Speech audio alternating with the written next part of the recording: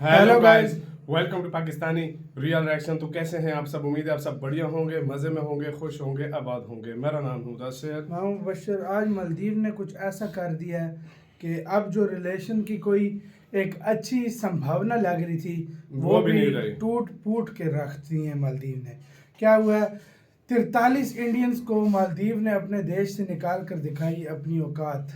अब भारत का गुस्सा देखो, और वाकई भारत का गुस्सा इस पर बनता भी है। और मालदीव ने अपनी औकात पूरी दुनिया के सामने बता दी है कि वो कितना एहसान फरामोश किस्म का देश है। सही बात है। इसने, मैं सीधा ये वर्ड्स में हम यूज़ नहीं करते, लेकिन आज हम करेंगे कि मालदीव ने ये चीज़ पूरी दुनिया को बताई है कि तुम उसके साथ एहसान करोगे, वो तुम्हारी पीठ में खंजर खोदेगा। और वही सीन आज मालदीव ने कर दिया है। तो पहले जानते हैं ये क्यों हुआ इस तरह, और बगैर इंडिया की अनुमति के उसकी हिम्मत कैसी हुई ऐसा करने की, सारा कुछ जाने। पहले वीडियो देखते हैं, उसके बाद बात। हिंदी नॉलेज शो का वीडियो है, इनकी वीडियो का लिंक मिल जाएगा डिस्क्रिप्शन में। मुझे तो भाई मालदीव पे गुस्सा आ रहा है यार। काउंटडाउन करते हैं 3 2 1 एंड स्टार्ट। नमस्कार दोस्तों, स्वागत है आपका हिंदी नॉलेज शो में। तो दोस्तों, मालदीव की भारत विरोधी सरकार ने फिर से सारी हदें पार कर डाली हैं। दरअसल आज खबर निकलकर सामने आई है कि मालदीव की सरकार ने भारत के करीबन 43 नागरिकों को देश निकाला दे दिया है। जी हाँ, और ये नागरिक वहां घूमने नहीं गए थे,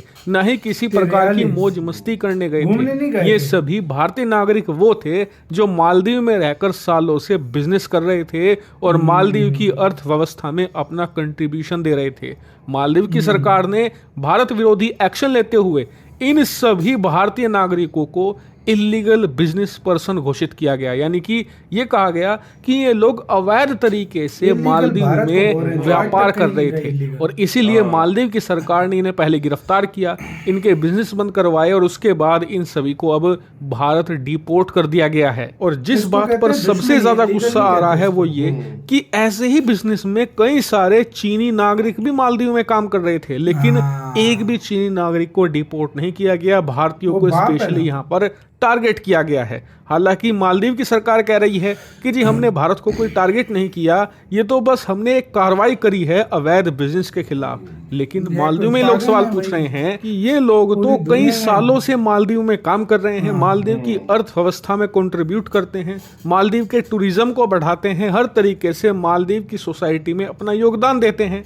अब अचानक से ऐसा क्या हो गया कि ये लोग अवैध हो गए? और अगर ये सच में इलीगल काम कोई कर रहे थे तो फिर इन पर कार्रवाई 6 महीने पहले क्यों नहीं हुई, 10 महीने पहले क्यों नहीं हुई, या 3-4 साल पहले क्यों नहीं हुई? क्योंकि अब से 5 साल पहले भी मोहम्मद मोइजू की पार्टी की ही सरकार हुआ करती थी मालदीव में, तब आपने कार्रवाई क्यों नहीं करी? क्योंकि ये लोग तो सालों से रह रहे थे। ऐसे में साफ साफ बताती है ये सारी स्थितियां कि मालदीव की मोइजू सरकार ने, जो भारत विरोधी सरकार है, सिर्फ और सिर्फ भारत को टारगेट करने के लिए ये एक्शन लिया है। क्योंकि मोहम्मद मोइजू ने अब से 6 महीना पहले जब चुनाव प्रचार किया था तो ये खुला ऐलान किया था कि मालदीव के अंदर जो भारतीय सैनिक मौजूद हैं 77 से ज्यादा, हालांकि जिनका काम मालदीव की सेना को ही ट्रेन करना है, उसके बावजूद हम उन भारतीय सैनिकों को तो देश से निकाला देंगे ही, साथ ही भारतीयों का इन्फ्लुएंस खत्म करेंगे मालदीव में। और इसी बात से साफ हो जाता है कि मोहम्मद मोइजू ने अपने एक खास एजेंडे के तहत टारगेटेड तरीके से भारतीयों को निशाना बनाया है और भारतीयों को देश निकाला दिया है। और कहा जा रहा है कि आने वाले समय में मालदीव की सरकार ऐसे ही और ज्यादा बड़े एंटी इंडिया फैसले ले सकती है। ऐसे में भारत सरकार को अब तैयार हो जाना चाहिए मालदीव को मुंह तोड़ जवाब देने के लिए, क्योंकि मालदीव की सरकार का अभी 4.5 साल का कार्यकाल बचा है और अगर विपक्षी पार्टियां एकजुट होकर इनकी सरकार नहीं गिराती तो 4.5 साल में तो ये इतने ज्यादा एंटी इंडिया फैसले ले लेंगे, भारत कब तक झेलता रहेगा? एक ना एक पॉइंट पर आकर मुंह तोड़ जवाब देना होगा। हालांकि आपका इस पर क्या मानना है, कमेंट करके बताइए। इसी के साथ उसे वही वीडियो यार एक बात है यार, मालदीव को सही तगड़ा भारत को अब जवाब देना चाहिए, देना पड़ेगा। सीधी सी बात है। अब वही बात है कि अब वो टोटली भारत के नागरिकों को नुकसान पहुंचा रहे हैं। सही बात है। पहले चलो मोदी जी अपने ऊपर बर्दाश्त कर लेते हैं, मोदी जी को कुछ बोलो वो मोदी जी खुद भी बर्दाश्त कर लेते हैं, लेकिन मोदी जी कभी भी ये बर्दाश्त नहीं कर सकते। मैं तो कहता हूँ किसी इंडियन के साथ इस तरह हो। मैं कहता हूँ सबसे पहले जो वो 600 करोड़ भी दे रहा है ना, वो सबसे पहले वो इंडिया को रोकना चाहिए। 600 करोड़ 750 करोड़ जो दे रहा है, ठीक है। उसके बाद जिस तरह का व्यापार, जिस तरह का पाकिस्तान के साथ बंद है ना, इजराइल के साथ बंद करें, इनको औकात सही इनकी बात पता है, चले। इनकी मैं औकात सच पता बता लगे रहा हूँ यार, जिस कि तरीके से भारत है दिखा क्या रहे। चीज, भारत हाँ। है क्या। और भाई- नहीं है दुनिया में, चाइनीज नहीं है और नहीं है, सिर्फ इंडियन ही इनको नजर आ रहा भाई है। ये इंडियन सालों पर सालों से रह रहे हैं, ये अभी तक इलीगल नहीं कर रहे थे। अभी ये आई सरकार, इंडियन एंटी इंडिया सरकार आई है, और तो अभी उधर इंडियंस जो है इलीगल हो गए हैं। और इलीगल क्या, अब मुझसे लिख के ले लेना, उन 43 जो लोगों की जगह ना वो भी चाइनियों को मिलेगी। बिल्कुल मिलेगी। वो देखो लेकिन- उनकी टूरिज्म हाँ। सेक्टर को बढ़ावा दे रहे थे, हाँ। उनकी इकोनॉमी में योगदान दे रहे थे, उनको टैक्स पे कर रहे थे, सब कुछ कर रहा था, उसके बावजूद भी उनको निकाला। अब वही जगह हाँ। देखना भाई, मुझसे लिख के ले लो, चीनियों को देंगे।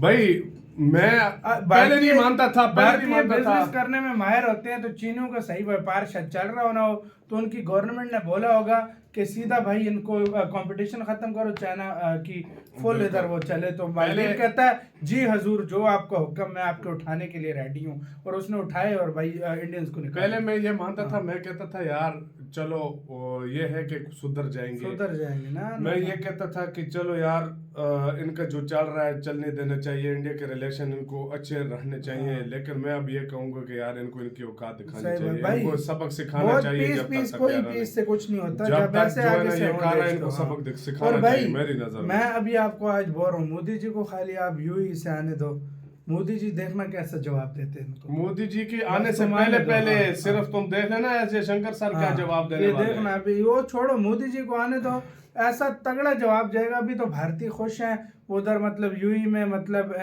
हिंदू मंदिर का उद्घाटन हो रहा है बहुत बड़े। बिल्कुल। तो अभी तो इस चीज में ये चीज खबर दब गई है, लेकिन ये जल्द आने दो मोदी जी को, देखना इनका क्या हाल करते हैं। सही बात है, हाँ, सही सीधी सी बात बात है है यार। बहुत वैसे गलत किया है इन लोगों और ने। मालदीव ने बताया कि किसी भी देश पर एहसान न करो, सीधी सी बात सही है। बात है। एहसान फरामोशी किसको बोलते हैं, वो मालदीव ने पूरी दुनिया को सिखाई है कि इस तरह एहसान फरामोशी करते हैं। हम भारत का खाते हैं, भारत में पढ़ते हैं, भारत की दवाइयाँ इस्तेमाल करते हैं, भारत के इक्विपमेंट्स इस्तेमाल करते हैं, भारत से पैसा लेते हैं, भारत के पैसे पर हम डेवलप्ड होते हैं, और फिर हम भारत की ही मदद लेते हैं आर्मी की जब हम पे कोई खतरा आता है, और फिर जब हम इस तरह आते हैं तो भारत के ही खिलाफ हम ये मोर्चा खोल देते हैं। तो ये एहसान फरामोशी इसको बोला जाता है। सही बात है, सही हाँ। बात है यार। मेरी नजर में यार इंडिया को अब ऐसा स्टेप लेना चाहिए ना। सबसे पहले मैं सच बता रहा हूँ, मुझे सबसे ज्यादा गुस्सा वो 600 करोड़ पे। वो क्यों दिए? वो इंडिया मना कर दे बेहतर है। हमारा सच में कोई यार। हक नहीं बनता, हाँ, लेकिन हम बाहर हाँ। वाले होने वाले के बावजूद हाँ। आप भी हमसे एग्री करोगे कि बिल्कुल नहीं देने चाहिए थे। सही बात है, सही बात है और यार। शायद अभी तक भारत ने फिर रोक भी ली हो भाई, हो भी सकता क्या पता है। कुछ भी अब हो ऐसा सकता है। हरकत करोगे तो भारत उनको कहाँ देता है भाई। सही बात है। वो अंदर खानी में शायद रोक भी दी, उस टाइम तो अनाउंसमेंट हुई थी, पैसा भी डिलीवर सच में इंडिया फिर भी उनके लोगों का ख्याल कर लेता है। अगर इंडिया पे आए ना,